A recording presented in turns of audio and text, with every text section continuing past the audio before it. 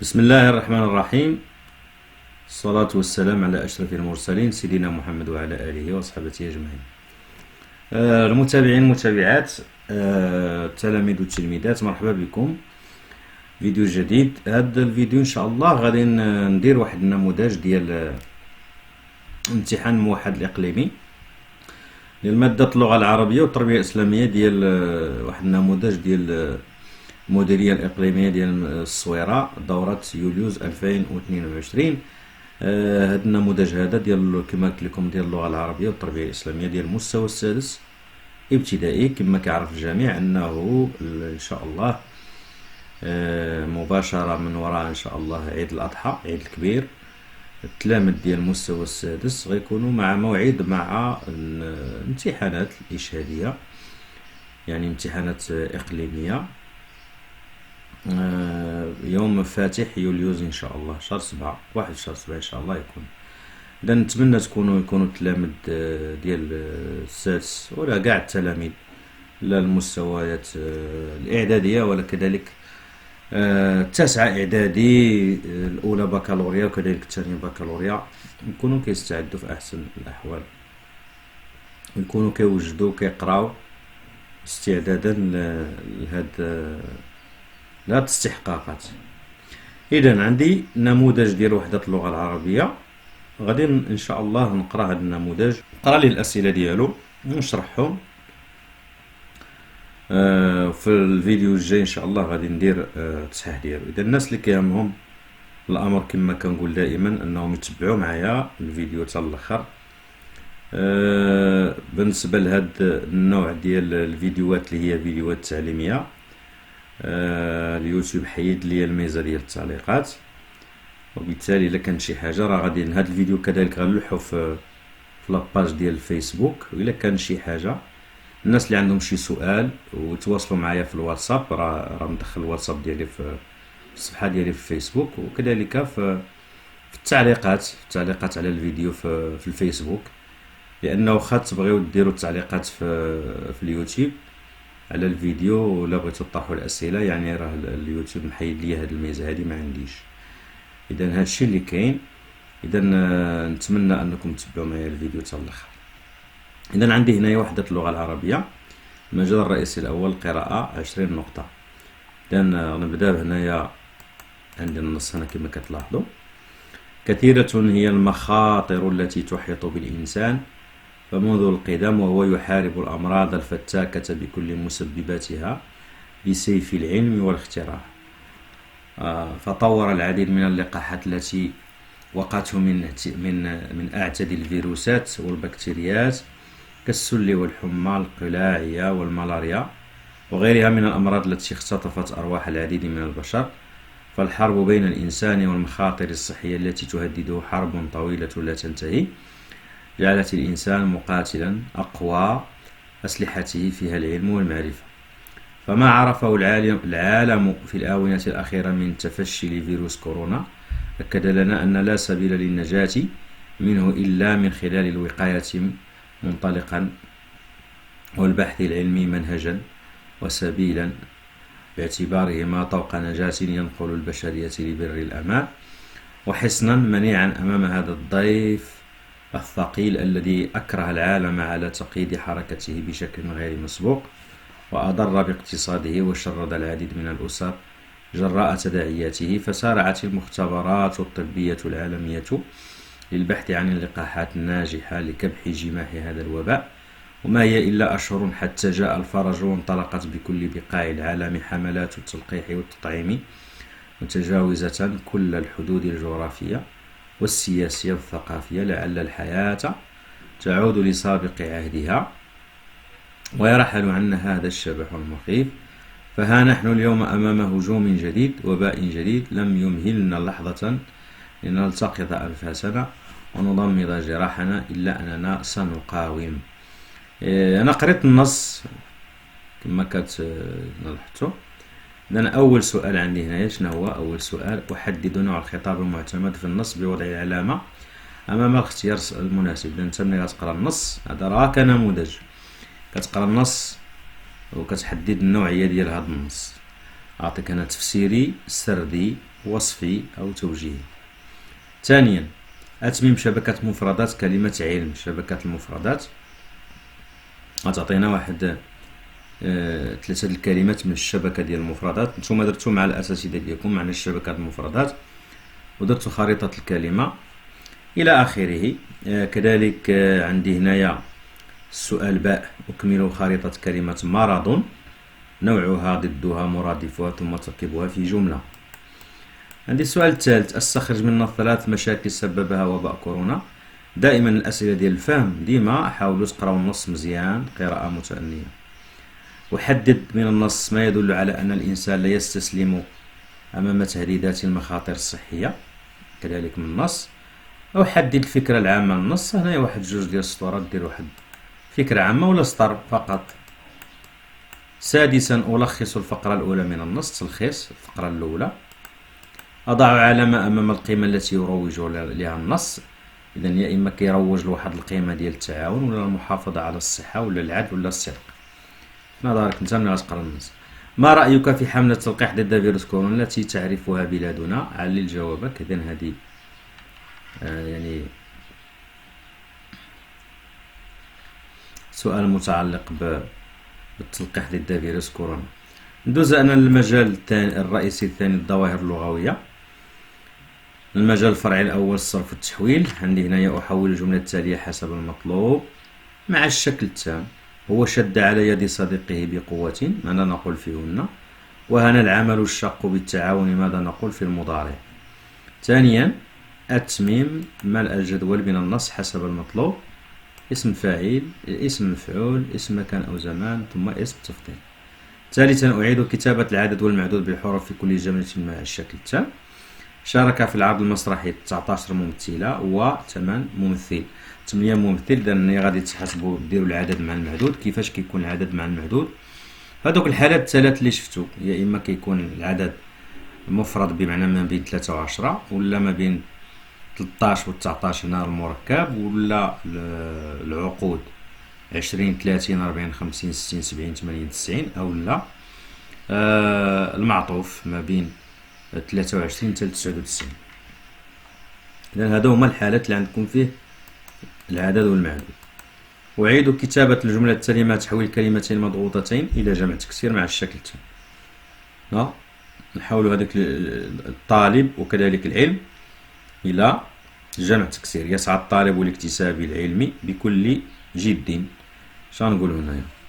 المجال الفرعي الثاني اللي هو التراكيب: أحول الأفعال الموضوعة بين قوسين إلى المضارع وضبطهما بالشكل التام. لم، لن، قبل منها لن. لن هي أداة نصب. إذا كيفاش غادي يكون التغيير اللي غادي يطرأ على الفعل أفلح؟ وكذلك عندي لم هو أداة الجزم، الفعل أنجز. واجباته الدراسية. عندي هنايا لا بين قوسين تتهور كي لا تندم على فعلك. ثانيا أحذف الكلمات المكتوبة بخط مضغوط وأعيد كتابة الجمل بشكل صحيح في المضارع. غنحيد لن ونعاود نكتب هاد الجمل بشكل صحيح في المضارع. الأولاد لن يركبوا الحافلة. نحيد لن، كيفاش غيرجع الفعل يركبوا. كذلك أنت لم تنامي في الغرفة. كيفاش ملي غنحيد لم كيفاش شنو هو التغيير اللي غيطرأ على الفعل تنامي. عندي ثالثا أصل بخط لأحدد نوع الظاهرة في كل جملة. رفقا بالطبيعة أيها الإنسان. إذا أصل بخط. ركبت الحافلة ذاتها. ازدادت الطبيعة جمالا. رأيت الكلب وهو يلهث. إذا هنايا توكيد معنوي، توكيد لفظي، تمييز ملحوظ، وحال جملة اسمية. رابعا الإعراب: أعرب الكلمة المسطر تحتها في النص إعرابا تاما. تحيط العلم أرواح الجغرافية. إذن هادو كلهم أتعربهم انطلاقا من الموقع ديالهم في النص. المجال الفرعي الثالث اللي هو الإملاء: أملأ الفراغ بما يناسب مما يلي: همزة قطع، همزة وصل، بنو ثم بنو. انطلق. إذا هنايا كما كتعرفوا الحالات اللي كنكتبوا فيها بنو بدون همزة، والحالات اللي أكتب فيها الهمزة في بنو. انطلق موسم جنين الأركان بمدينة الصويرة فاندفع. إذا هنايا واش غندير همزة وصل ولا همزة قطع إلى آخره. إذا نتوما غتملؤوا غادي تقراو الجملة، تقراو هاد الجمل وديروا بلاصتهم واش غدير بنو ولا همزة وصل ولا همزة قطع. ثانيا أتمم كتابة الكلمة التالية بالألف اللينة المناسبة، ألف مقصورة أو ألف ممدودة. اكتشف الأخطاء المرتكبة في الكلمة التالية وأصححها.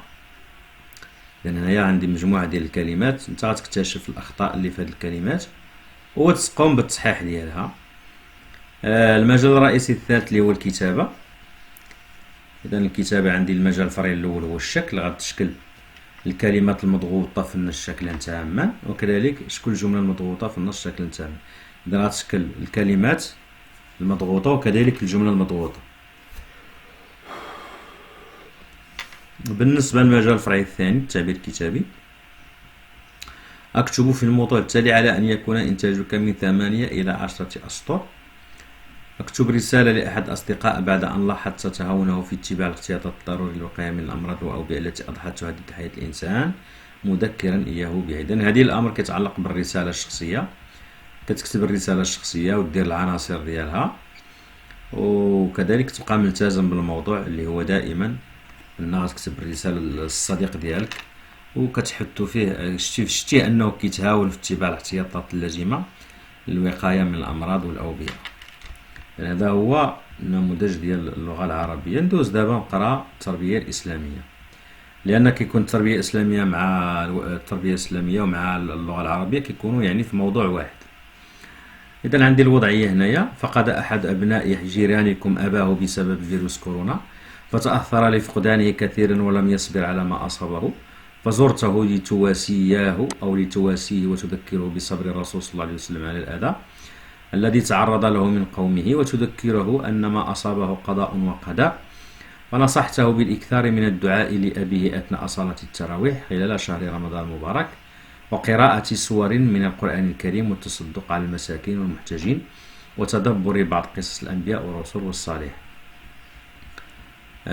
كذلك عندي الجزء الأول اقتداء. ذكرت جارك بأهمية التحلي بالصبر واقتداء الرسول برسول الله صلى الله عليه وسلم الذي تعرض لكثير من الأذى من طرف قومه. اذكر حدثا يظهر تحلي الرسول صلى الله عليه وسلم بالصبر في تعامله مع قومه.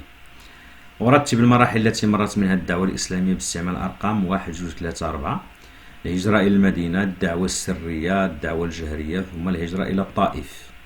تزكية العقيدة: نصحت جارك بالإيمان بقضاء الله وقدره، وأتمم حديث الرسول صلى الله عليه وسلم بإضافة الكلمات المناسبة: ليخطئه عبد شره ليصيبه. عن جابر بن عبد الله رضي الله عنه قال: قال رسول الله صلى الله عليه وسلم: لا يؤمن حتى يؤمن بالقدر خيره وحتى يعلم أن ما أصابه لم يكن وأن ما أخطأه لم يكن. إذا كان ملأ الفراغات بالكلمات المناسبة باش نتم الحديث الشريف.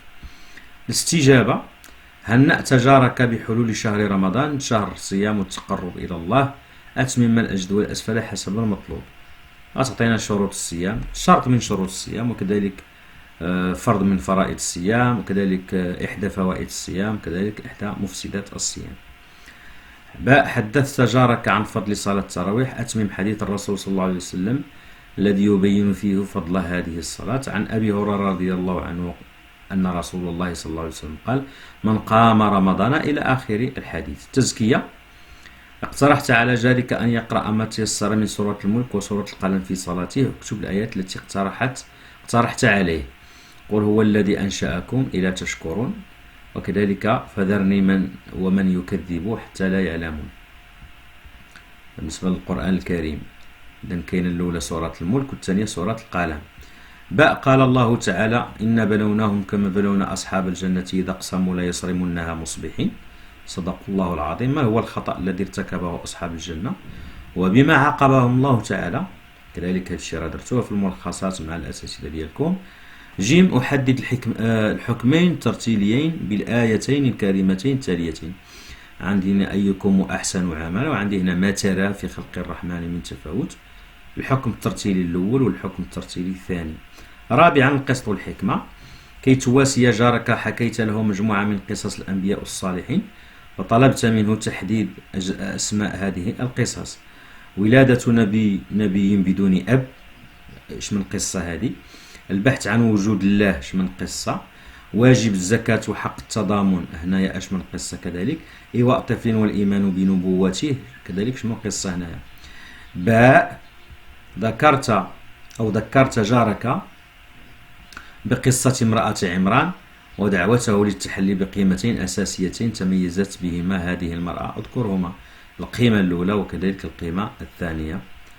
إذن هذا الشيء اللي كاين بالنسبة لهذا النموذج. كذلك نتمنى أنكم تقراو هذا النموذج مزيان، وتمشيو تاخذوا الملخصات ديالكم وتاخذوا الدروس ديالكم وتجاوبوا على هاد الأسئلة ديال هذا النموذج. وإن شاء الله في الفيديو المقبل غادي ندير تصحيح ديالو. الناس اللي عندهم شي أسئلة، استفسارات، ممكن أنه يتصل بيا يعني في الصفحة ديالي على الفيسبوك، لأن هذا الفيديو هذا راه غادي نديرو حتى في الفيسبوك. يديروه، كتب لي التعليقات ولا السؤال، ولا كذلك يعني يتواصلوا معايا عن طريق الواتساب. هذا الشيء اللي كاين. نتمنى لكم التوفيق. موعدنا إن شاء الله في الفيديو القادم بحول الله. والسلام عليكم ورحمة الله تعالى وبركاته.